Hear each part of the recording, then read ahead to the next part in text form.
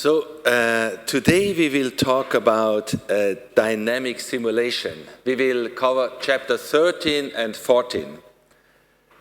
So that's basically the last main lecture. There will be one more covering the outlook, how it's going into the future, or how we think it will go into the future.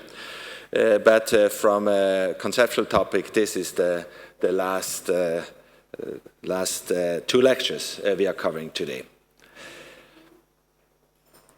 So we are going from a more static view into a dynamic view here. And we picture it like that. So far we have been static. So we were talking about the current contract, the current markets, the behavior. We were already a little dynamic. So what you did just before, when you had this template, you shifted something. But basically, those templates which you just defined now, they are applied immediately. Actually, there's no real time step. It's like two different states at the same time. It's a halfway dynamic here. So this is what we defined, and so currently we can derive static results. What is the value today? What is the sensitivity today? What is the income today? Etc. So what we are doing now, we are adding another second time dimension. So time already played an important role up to now, because what you do in banking, actually in almost all business, you act today into the future. And in banking especially, you exchange cash flows over the future. So you define today which cash flows you are getting in the future. So that is this first time dimension as we have it here on this one. Now the second time dimension is the one as we go really in time. So imagine it like this. You're a banker. Today you make a business and you give somebody a 5-year loan. So this 5-year loan has an effect for 5 years actually. So it will affect your P&L, your value, etc. for the next 5 years. So now comes tomorrow. That's now another day. So tomorrow we are going in this direction. Today you made a deal in this direction. So now comes tomorrow, and you make another deal. An old deal might mature, so you have money to put into motion, you might get new liabilities, whatever, and you do new business. So now we are talking about this dimension here. To show it a little bit differently, so the difference between static and dynamic analysis, we had this picture already, but I think it's worthwhile to repeat. So actually we are here in T0. So all your analysis, as you do it now, you always see it from this point of view. You stay in T0, even if you shock. So you have a shock, a different state in T0, what you assume actually. Here. And then you have all your business, your assets, your liabilities, even your off-balance sheet. And you could also imagine the off-balance sheet being in there. So, but for simplicity, we only talk about asset liabilities. And then these assets, somehow they melt away over time. And the liabilities will melt away over time. They mature, they end.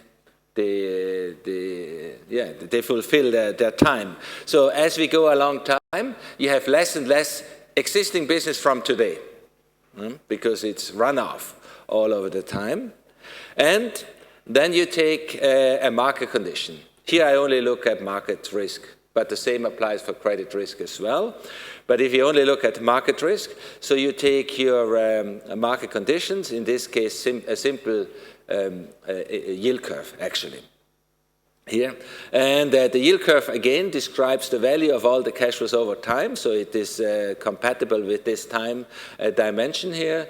And all these cash flows, here you see principal cash flows, but there are also interest rate cash flows, of course, in between here, which you don't see in the picture. But anyway, you discount them to the present, and you get the value. That's what you basically do.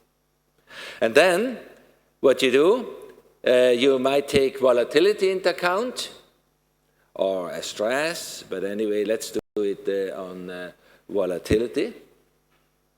And you throw around the yield curve. And if you throw it often enough, you get a distribution. So that's about static analysis. My question here is, what about this here? What is that? You know, this part, the empty part? Well, how do we treat that in static analysis? Basically, we don't treat it at all. We give a zero value to future. That's what you have. So it's a kind of no future scenario. Now, saying no future scenario is also not exactly correct because there is some future in the present.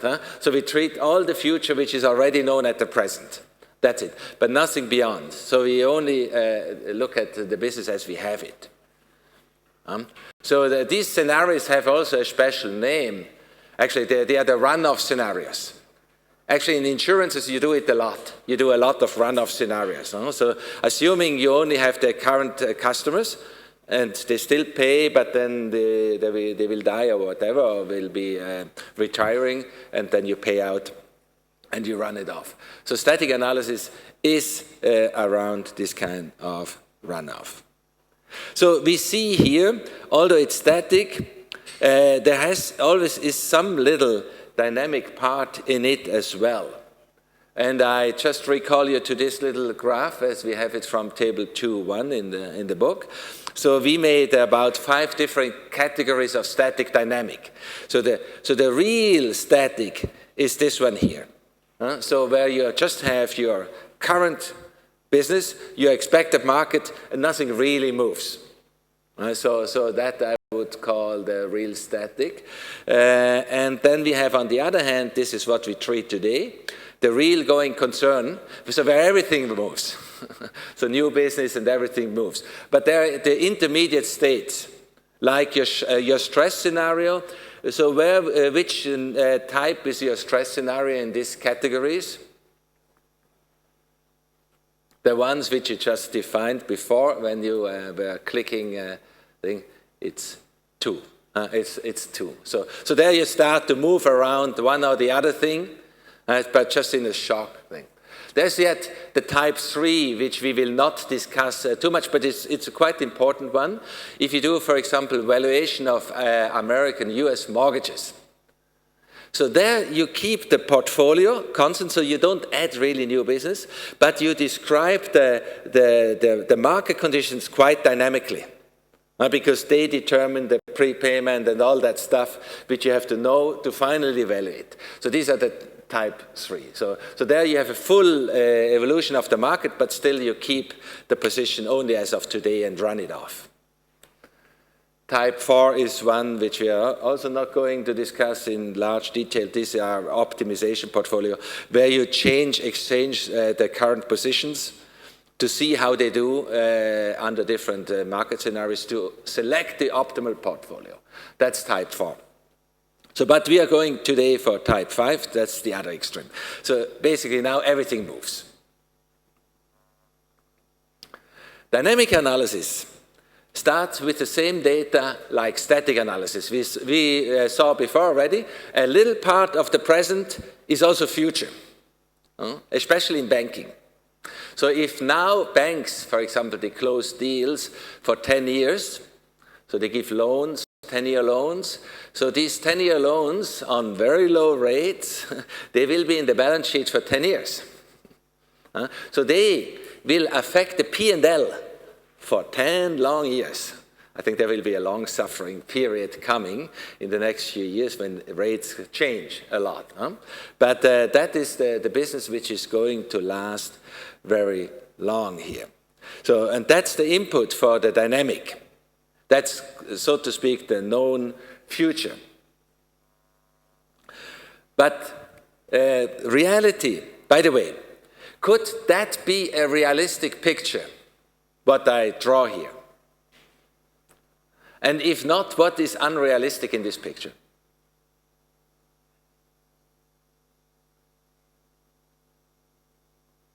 Yeah.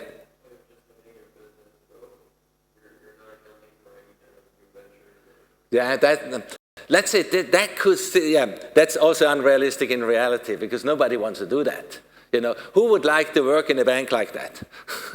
Probably not. Only to unwind it. Huh? So that's very unrealistic. But there is even something more, like logically unrealistic. So that was the real unrealistic thing. But there's a logic inconsistency in this picture, actually. And static analysis has this logic inconsistency in itself. The thing is not balanced. You see, it almost looks balanced, but you know, a bank can only shrink in full, you know, assets and liabilities and equity together. That's always balanced. So that means also, if you go now from static analysis to dynamic analysis, we bring now a higher order logic into the system. A higher order consistency which we have to bring into the picture, which is not even considered in any static analysis. Because there is an equation, asset plus liability must be equal to equity.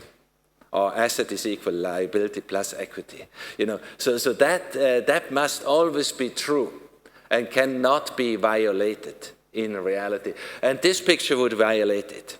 And static analysis somehow violates it. So they don't care about it. But it's a smaller problem, really. So what we want is something like that. So we will go to extend the business. So we will do new business. We roll it over, and that must be fully symmetric. It cannot be asymmetric here. And we will find then, when we will talk about balancing, that this balancing mechanism enforces it in the system, that it will remain symmetric. You couldn't do that manually. If you would have to do that manually, then you would have to think, oh, there's a cash flow going out, there must be a cash flow coming in.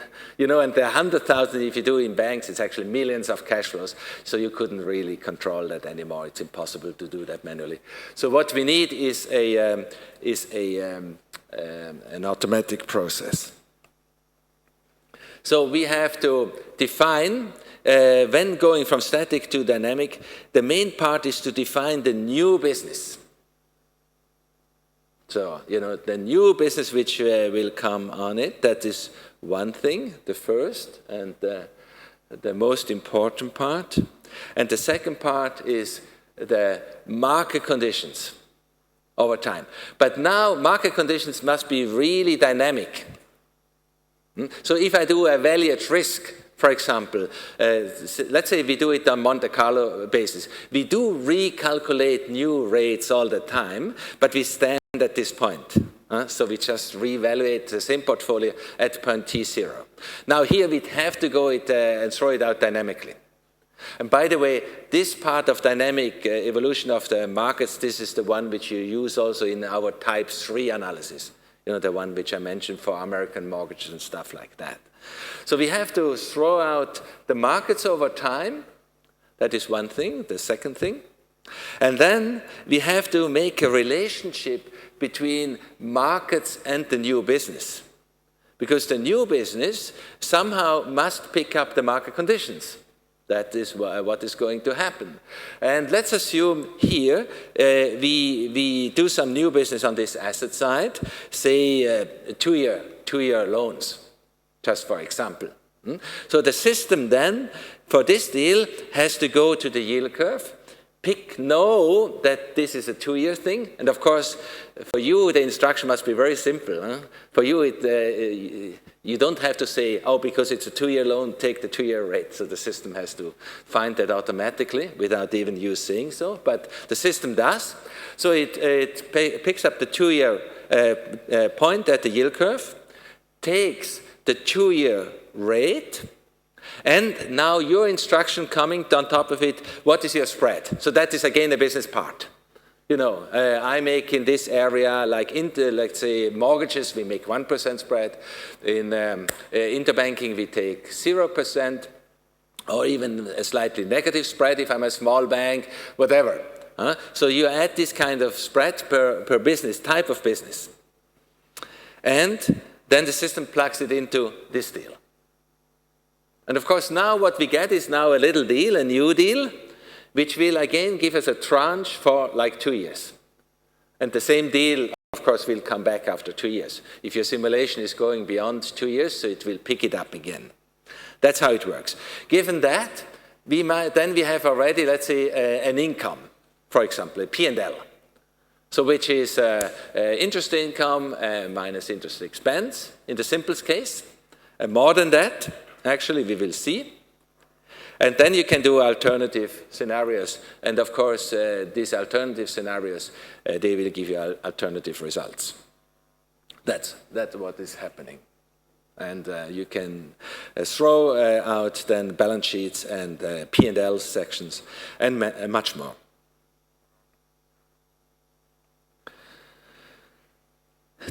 From an instruction viewpoint of all that, I think the most difficult part is to give instructions for the new business.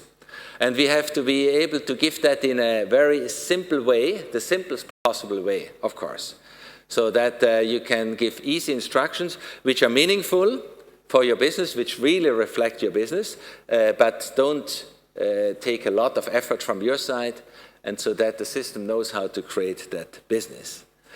And so we have to do that. This means the new volume, the reinvestment, the type of new business, this is what I just said, and then the pricing. So we will go through now a little bit step by step how that is going.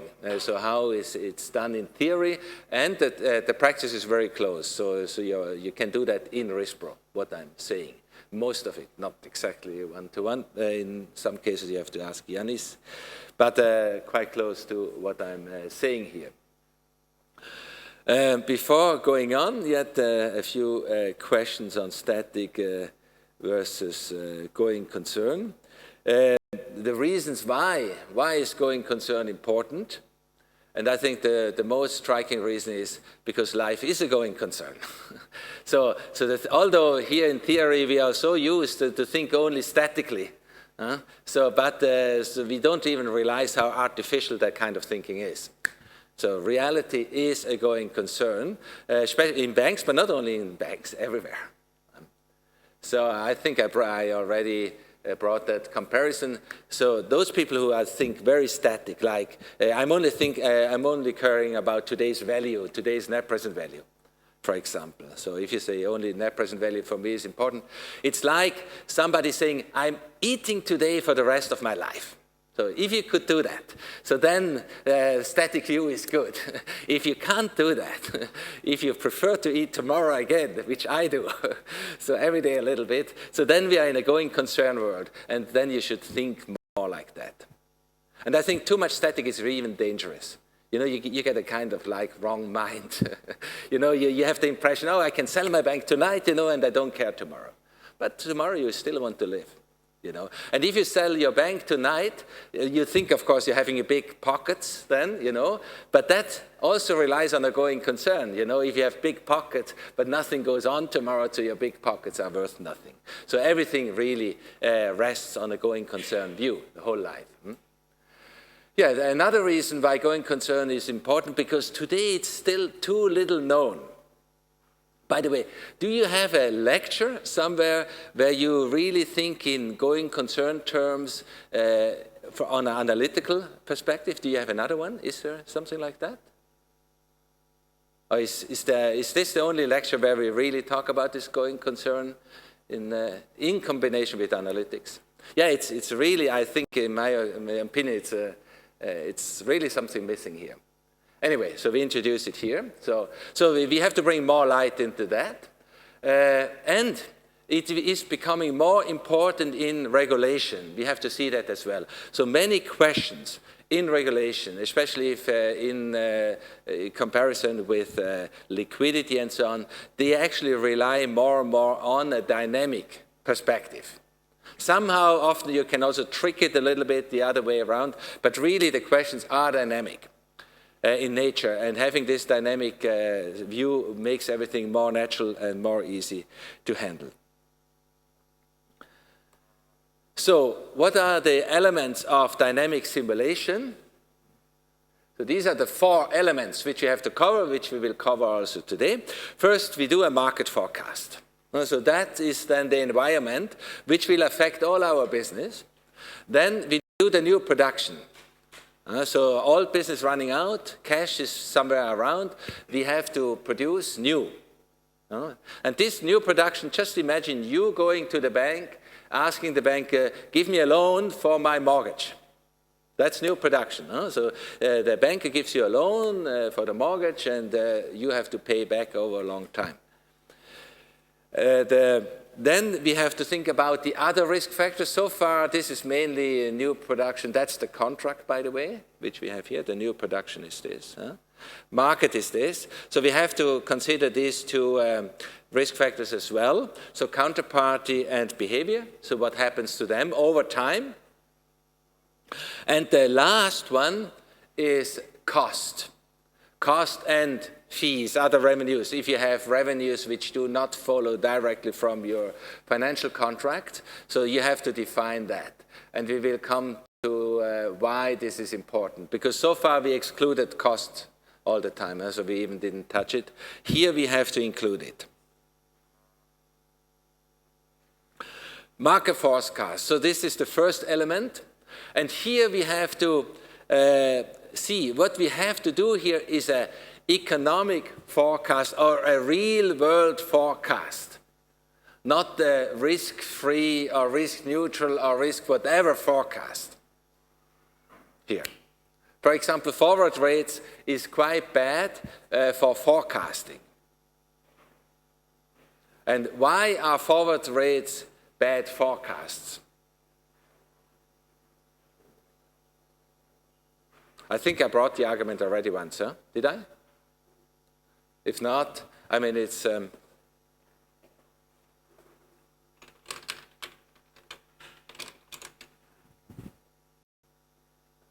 The argument is very simple, and I think it applies for everything. So if you have here the rates and time, and you have, that's normally yield curves look like that. I think it's about 85%, maybe even 90%, let's say 85, it's sufficient. 85% of the time, yield curves are positively sloped. In about, I think, so 10%, they are flat, kind of flat, and I think about 5% they are negative. So, what does a positively sloped yield curve imply? It implies rising rates. So if you have here, let's say 5% in 1 year, and in 2 years 7%. So what will be the forward 1 year to 2 years? So you would make a forecast in 1 year. So what would be the rate, the forward rate of in 1 year and 2 years? It would be roughly 9%, because it has to catch up for the 5% to 7%. So the forward, if you have a 1 year rate plus a 1 year forward, must be same like 2 years rate. So I mean in compounding. So it's roughly 9%, something in between. So that means positively sloped yield curves, if you take them as a forecast, they mean rising rates. That's what is implying. Negative implied yield curve means falling rates, and flat yield curves means stable rates. That is the implied. If you do you can do the whole calculation from forward rate calculation, you will find that. So if that is the case, so if you have 85% of the time we have positive sloped yield curves, it would mean we expect in 85% of the time rising rates, strongly rising rates. And only in 5% of the time. So if you go back, let's say, to the Babylonians, 3,000 years, since then we might have positively sloped yield curves mainly. So our rate should be in the thousands, if that would be a good forecast. It is not. So why is it not? There are different, here it's probably the liquidity preference, which makes people give lower rates on the low side and higher rates.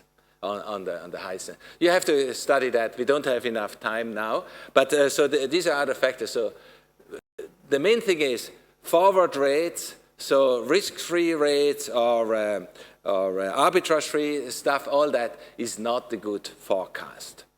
So a forecast is more what the economists would do. Are these forecasts good? No. Do you have something better? If you have, then bring it. If not, so that's all we can do. So that's basically what you have to work for. So the techniques you use then is often what if. So in this area, if you think about future, it's not so much to make an exact forecast. It's much more to find a variation. It much more has to do with risk.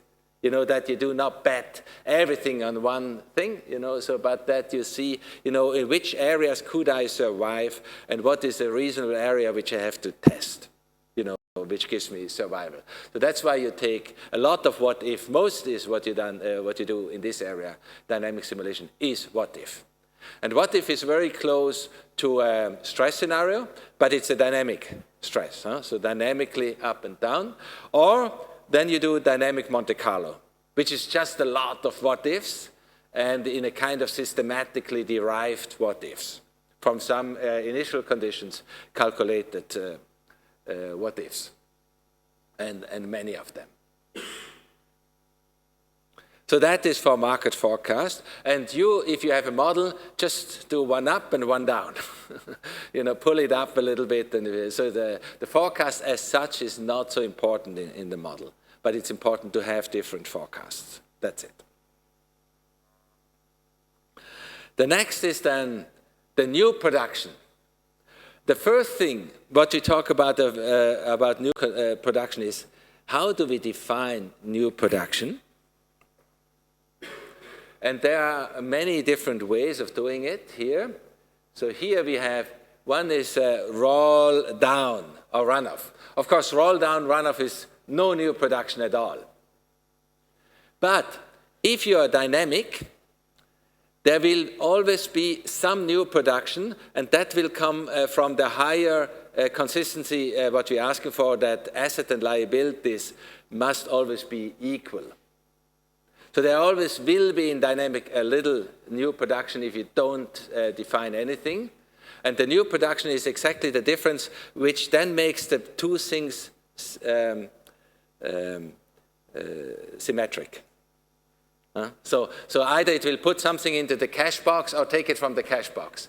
So that is the minimum which will happen even under roll down. So then the next one is roll over. So that is an instruction which you can give in RISPRO as well, meaning maturing business is just renewed, which is often the case, by the way. So you just renew. That's a very simple instruction. So just say roll over. So if a deal was 2 years old, it matures, so it will create another 2-year deal of the same contract type.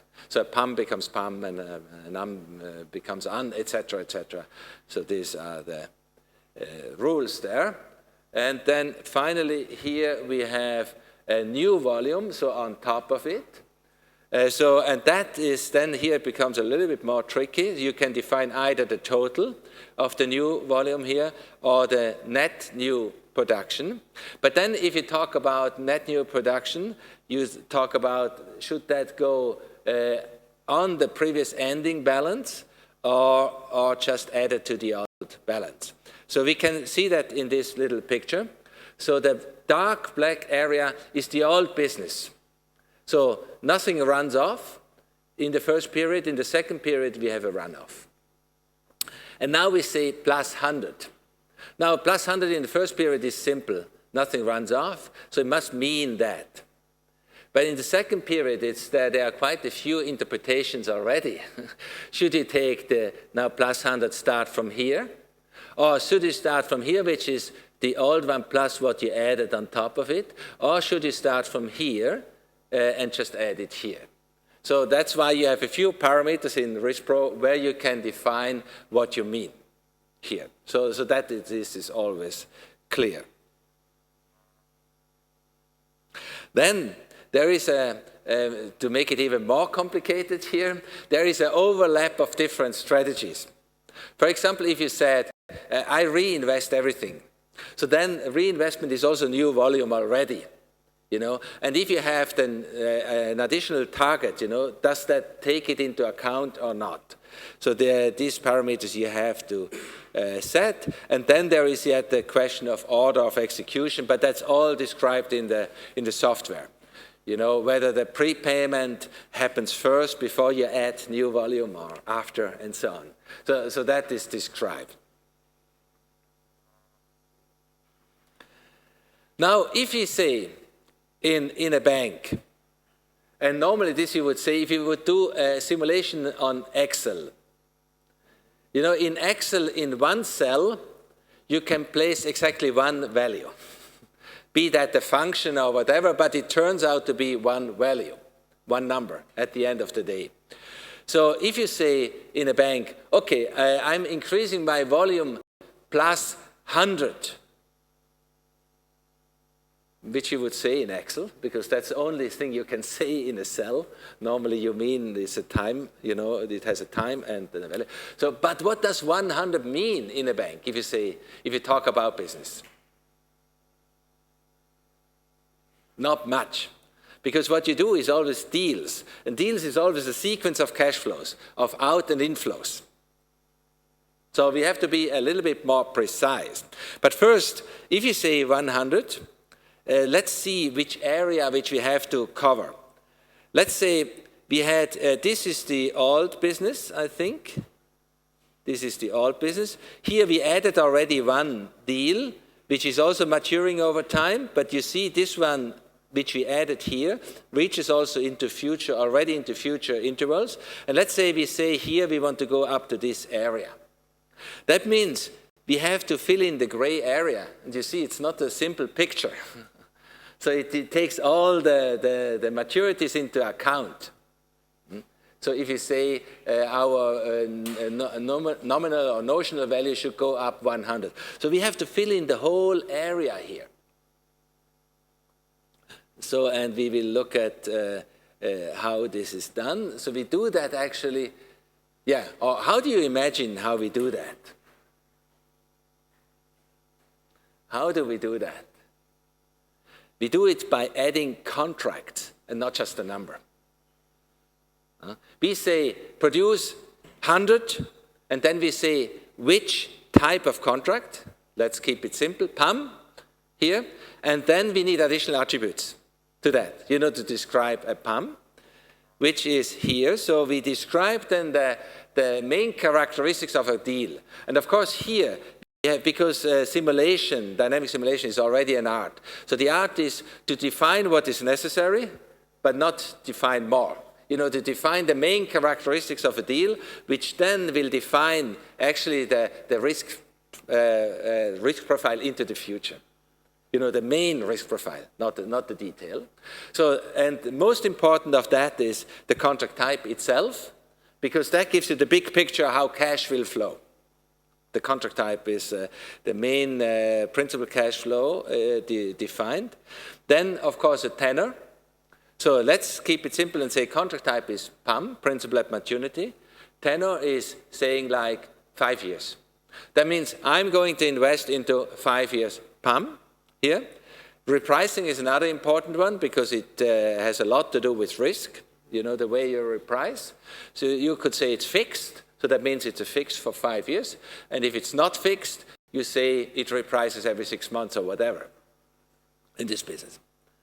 And maybe if the deal is a little bit more complicated, like annuity, you have to give yet annuity cycle. So the minimum, which then gives you the main cash flow profile into the future. So and that depends a little bit on the contracts which you're creating here.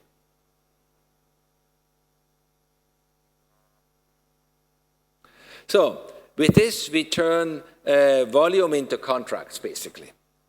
So now the plus 100 has a different meaning. It means it 100 out here, and the characteristics, so they will make sure there will be, again, runoff into the future. But then if you do the same here, Doesn't matter whether the deal was a real deal or a simulated deal, we can capture it. We see all the cash flows. We always know what happens. So again, you can say 100 plus 100. It will take all the remaining, what is open, what is new, and will create business. And so what you get here is a continuous stream of cash flows. That is what, that's what, like a bank is acting. So it's really what happens in reality. The only thing is we do it a little bit simpler and focus only on the risk-relevant attributes to, not to overload the picture because it's complex enough. So you have to simplify it wherever you can. So now we have forecasted the rates, we have forecasted the volumes which you are creating. Now we make a link between the rates and the volumes. That's the next step here. So we have, always in the background, we have yield curves for any point in time in the future. We have a contract, and of course the software understands the contracts. For example, if we make a 5-year PAM, so the software knows what it means in relationship to the yield curve. By the way, how do you interpret a yield curve? Actually, it's a continuous price for PAMs. It only applies for PAMs. For example, it doesn't apply for annuities.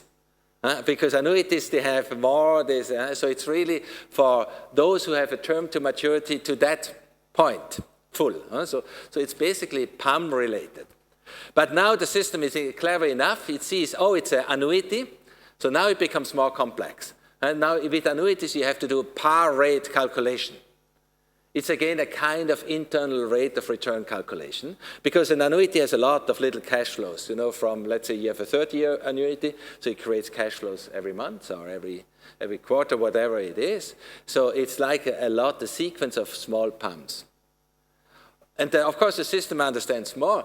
If you have repricing, for example, 6 months repricing, then the system knows it doesn't have to go to the 5-year point for the deal, but it has to go to the 6 months point, and we'll plug in that rate. And after 6 months, when that time is over, it will again look at the rates, what is forecasted then, and plug it in.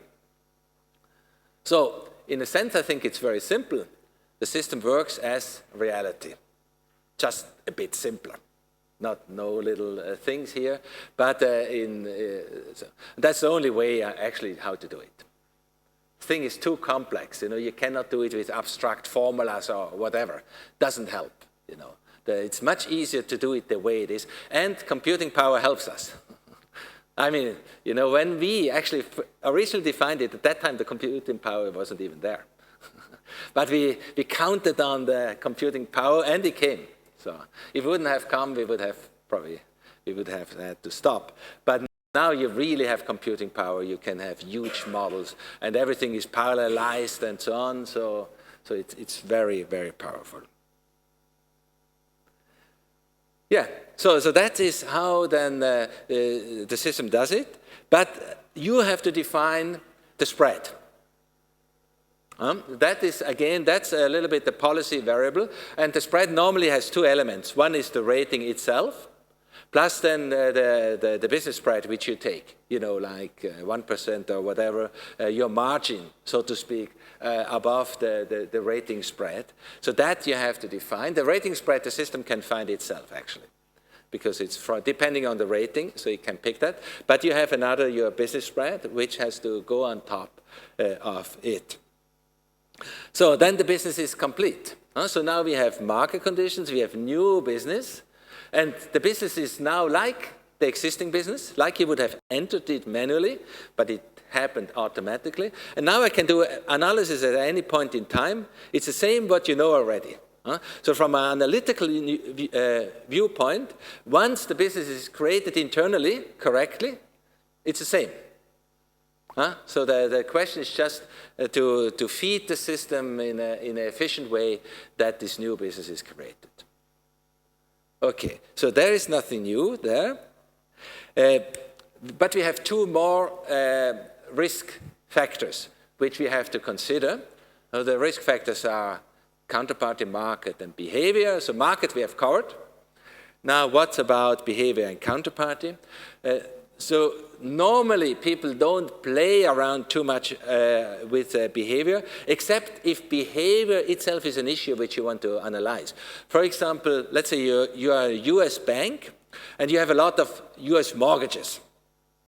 And you will do new production, of course, so you will have new mortgages and so on. But you might also think about what happens if people start to behave differently.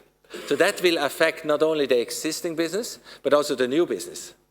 Because they pay earlier or later or whatever. So you will play around a little bit with that, but reasonably. It's art. So art is like the piano, it's not touching all the keys all the time, but the right keys at the right time. But you need a strong piano. The keys must be there to be touched when they are there. So that's how you should use also behavior. Similar counterparty. Now, first of all, counterparty, definitely what you would not do is simulating them on a single counterparty item. It would be much too complicated.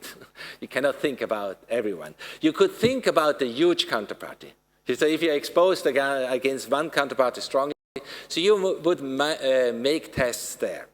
For the rest, you talk more about counterparty groups. You remember what Yanis did today, why we could select groups and stuff like that, exactly for that. Because you have to treat people in groups. It's too complicated. You can't do it. And actually, it's the only thing you have is statistics. So a single counterparty doesn't even make sense if you only have that kind of data. So there. And then you have the migration matrix. Now, what do you do with the migration matrix? Normally, the migration matrix has already its internal dynamics. So a migration matrix is meant to describe the behavior over time. So you could keep that constant, and it has already a movement in it, implicit, if you start multiplying the matrix, so it moves.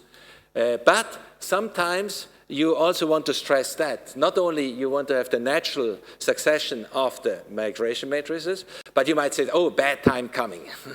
So now let's put in a migration matrix with higher default.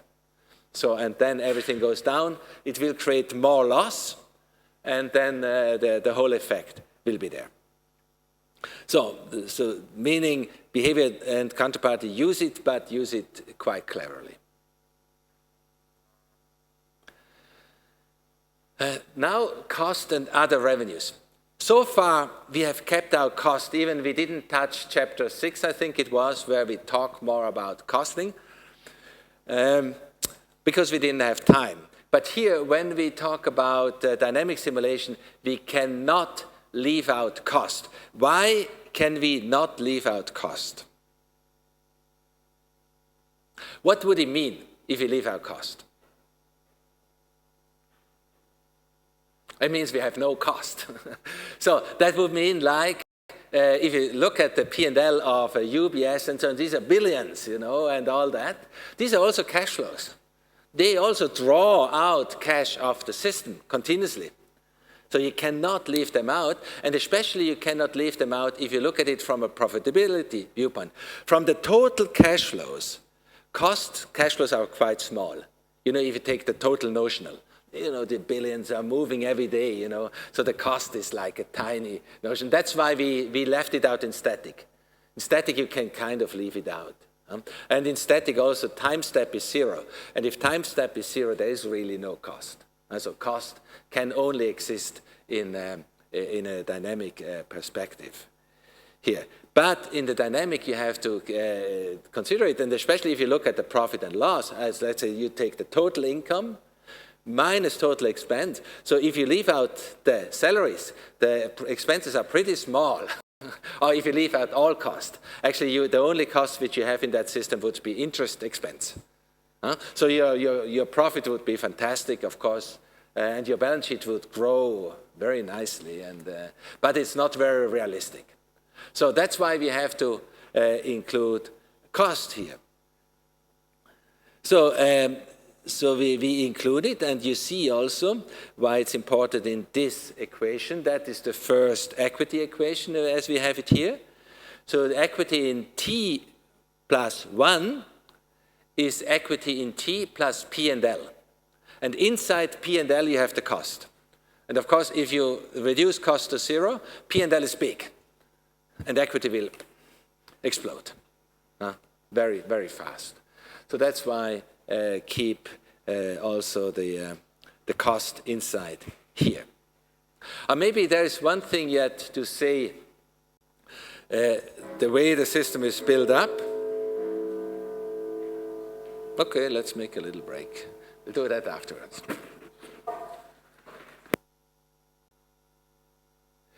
Actually, I started the thought before the break, and now I've forgotten where I stopped. Did I want what was it? Somebody remembering? Okay, I continue. Maybe it comes back afterwards, if it might not have been so important. But anyway, cost is important. You have to add it.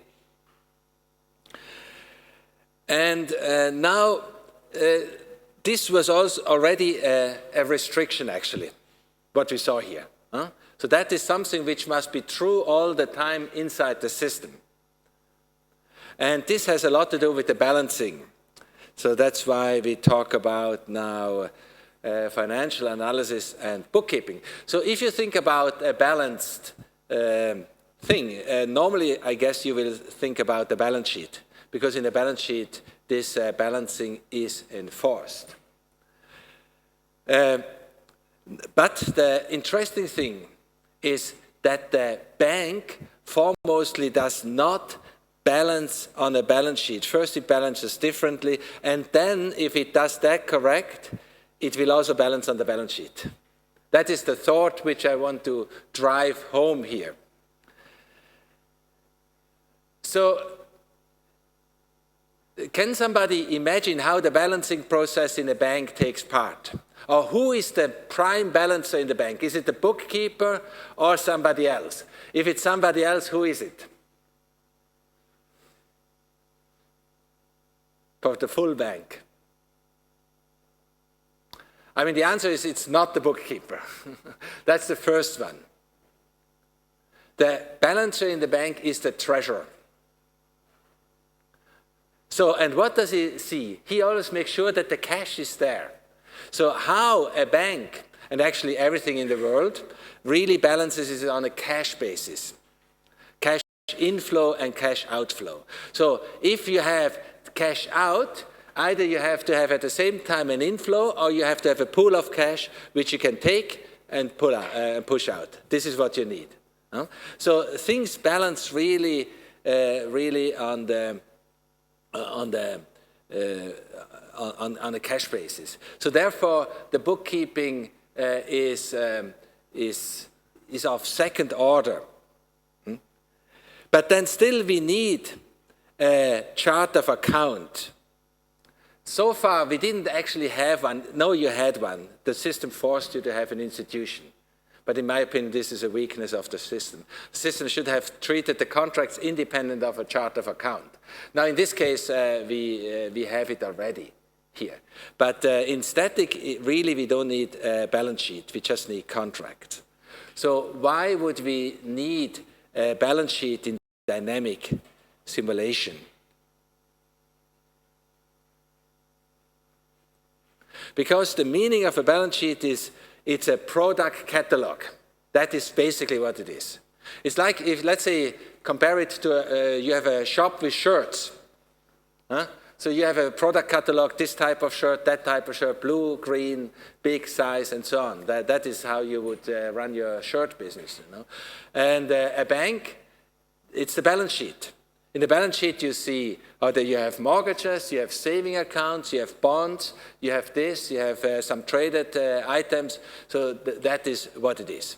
And so there, this is your starting position. And then you will produce new mortgages. So that's why the balance sheet is a good starting point. But the balance sheet which you have in the system must not necessarily be exactly one-to-one with the official balance sheet. Often it's very close, because the meaning of that balance sheet is a product catalog. But it must not be one-to-one in small items. But in the big items, this is what you produce, what you see in the balance sheet. Mortgages, saving accounts, current accounts, all this. And they're all different. and they all add up to profit and loss. Okay, and the whole thing has to balance. And we saw already one balancing equation before. We said equity must be equity t minus 1 plus the P&L of between the 2 points. And then there's another one. Equity must be asset plus liability plus off-balance sheet. That's the full equation here. So, and now we have to see what it means. By the way, why is the off-balance sheet included? Or the other way, why, if you would ask a bookkeeper, most likely he would forget the third part, the off-balance sheet. Why would a traditional bookkeeper forget the off-balance sheet? Because by construction, you construct off-balance sheets to have a value of 0. That is basically what the trick is.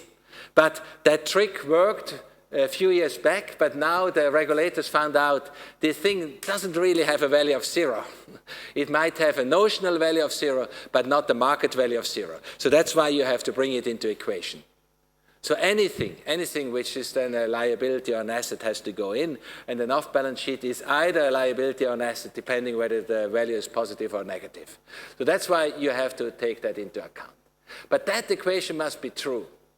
And the other equation must be true too, the one which I showed you before. And that goes under the name of balancing. So those who do the dynamic model, they have to understand that mechanism quite clearly. First of all, let's think about balancing in the static case. Static means we take in all the deals as of today.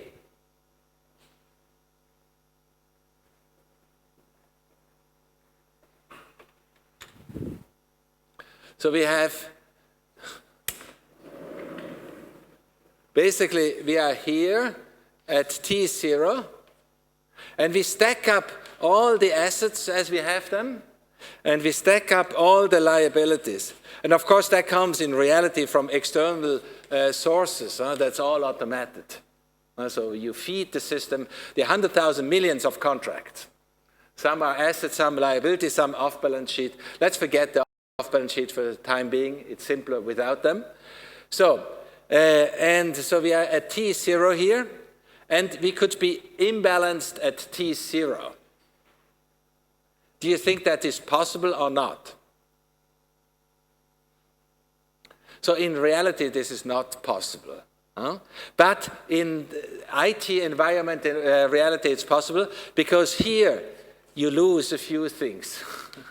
You know, the real life, if you have millions of contracts, life is not that easy. You know, a few things go astray. So in the static, to balance means to correct that error. That's all what it means. And what banks normally do, they look at the assets, they look at the liability, and normally they have an information about the equity. And then they look at this equation. And if that is less, I think some accepted like 0.1% or 0.2% error. If that was less than 0.2%, they said, okay, let's add one additional deal, which is an average deal, to correct the error, because it takes too long always to go through, and you have to work, you need results every day. So often these are very small, and some banks brought it basically to 0. Theoretically, it's possible to bring it to 0 if you have a very clean production. You don't lose anything. But you accept a little error in the beginning, and you balance. So that's the static balancing. Now, as we go on over time, we said this must be fully symmetric. So if here something goes up, something must go up here. If something goes down here, it has to go down the exact amount. So that means keeping the system balanced over time. That is the thing. And one thing which you cannot do is do it manually. Because you have, even in your small models, you will have hundreds of cash flows. That's already too difficult. Now in reality, you have millions of cash flows and things, you know, so you couldn't think about. So what we need to make sure is that the system balances over time automatically. And while we do that, it has some very nice additional features which it will create, actually, so which we can use over time. So, and I give here an example, a naive example. If we balance on bookkeeping terms, and that is what you normally probably would do if you would simulate the balance sheet in equity, so basically in Excel, sorry. So basically you would probably do what I do here. And here I made a little bit an extreme example to explain you, is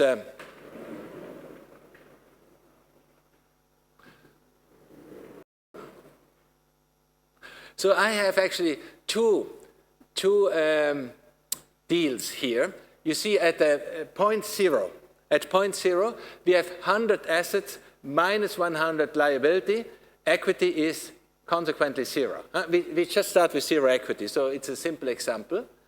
But the asset is so this is the asset. It's a PAM. And the liability, let's draw that against down, it's a 0 coupon. And the special thing about the 0 coupon, somehow here it will be 150. Huh? So this is plus 100, minus 100 here, and then it's 150 coming back here. And because it's a 0 coupon, there's no cash flow. This is a PAM where you have some interest payments in between. So these are the two examples. So now we would say, okay, we have 100 there. It's always 100 over time. And it creates 10 income. Here, 10, 10, 10. Here. The liability now goes actually kind of actually stepwise, if you do it like that. So it, and I did a linear case to make it very simple. So it creates additional value of 10 here, or minus 10 each time. So we have minus 10, and the income, look at the income. So we have plus 10 income, minus 10 expense. So what is the profit? So you have 10 expense, 10 income, 0. So how would the equity grow according to that formula, which we have down here? So we add 0, 0, 0, 0. The equity should be the same. Huh? It's clear. We have income equal expense, so the profit is 0. But now look at the value here. If you take the other equation, equity, the one which we took before, this one. So we add up asset liability off balance sheet we don't have. So you take 100 minus 100, and the first is 0. 100 minus 110, it's minus 10. 100 minus 120, it's minus 20. So the two equations, they don't work. So this is what you call an equity check error. By the way, those who do dynamic simulation and an equity check error comes out, then it means really the system is wrong. It did something wrong. So it's something should never happen. But so it could happen. The equity check error comes by comparing this equation with this equation. And in this case, we have an equity check error. Why? If I go through the P&L function, it should not grow. Equity should remain 0 all the time. It should not grow, it should not shrink, because we don't make profit. We are just exactly at 0. So the P&L adds 0. But if I deduct assets, liabilities from assets, I get an equity of minus 10, minus 20, minus 30. So who can solve that problem? And by the way, you find on the website an Excel sheet where the whole thing is played through. You see the formulas there. So if you are interested in looking into that, go to the Excel sheet where I explain exactly this case here. Now the reason we will get, if we look at, by the way, here we let the bookkeeper triumph. Huh? So we came with a balance sheet here and looked everything from balance sheet and P&L. viewpoint. And I have warned you already, if you start with the bookkeeper, you will get off track. So we have to start with the treasurer. And then the bookkeeper can come and he's fine too. But if you start with the bookkeeper, so then we get off track. So now here we start with the treasurer. And the very special thing here, what I added is this line, cash flow balancing here. Here, this line, cash flow balancing and the cash flow balancing here, plus cumulated cash flows.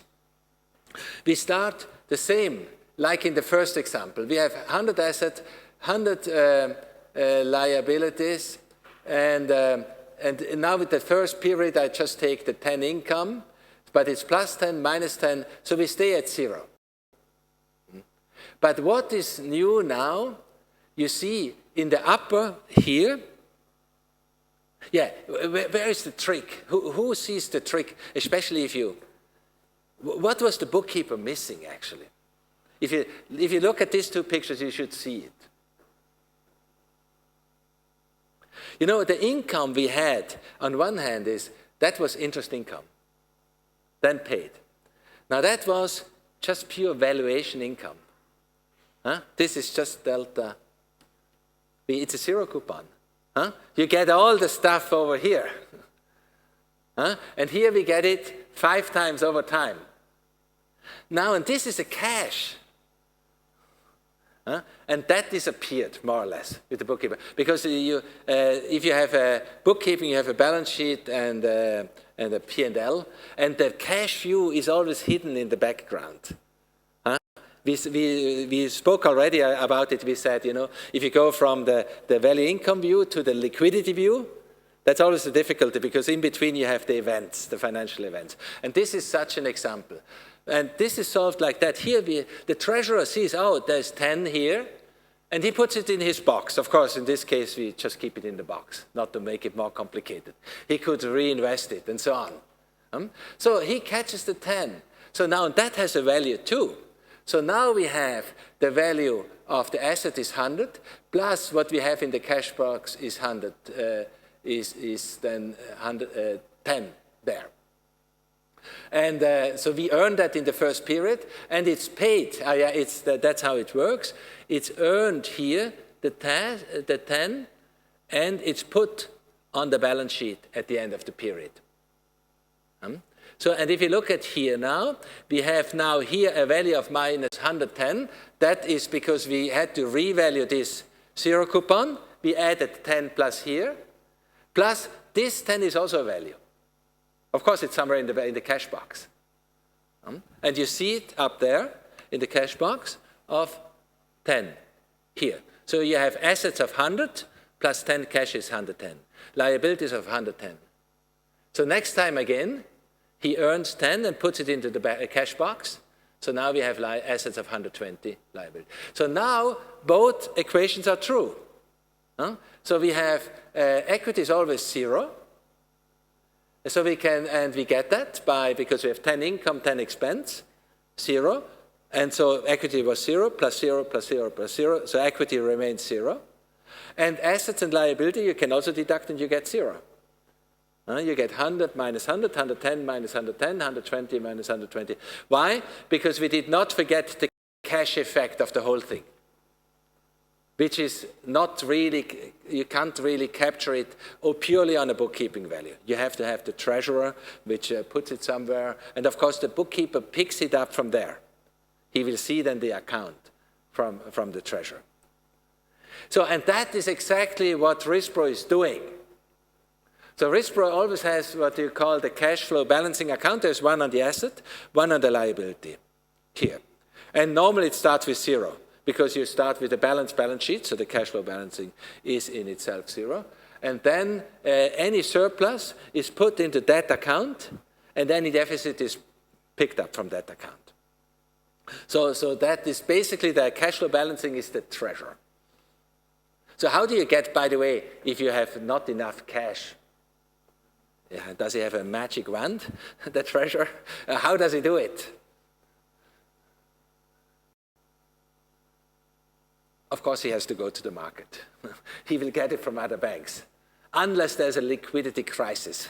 And the liquidity crisis we are simulating over here, where you then don't get that thing. And normally you get it always. Huh? You go out and any bank, you will find a bank who will give you a credit. In normal circumstances, it's very easy. It was so easy that people forgot about that there is liquidity. Actually, we had to awake to the fact 3 years ago. While if 100 years ago, the main risk was liquidity, because the system wasn't that fluid yet. So, okay, I think this is quite important to understand. And if you go from static to dynamic, this is the additional mechanism which then keeps the balance sheet symmetric over time. Here, and it makes sure. What you have to make sure if you have a model, because this is an automatic balancing, that this account never gets too big. Why? Because if the cash flow balancing account becomes too big, then it means your initial strategy was very asymmetric.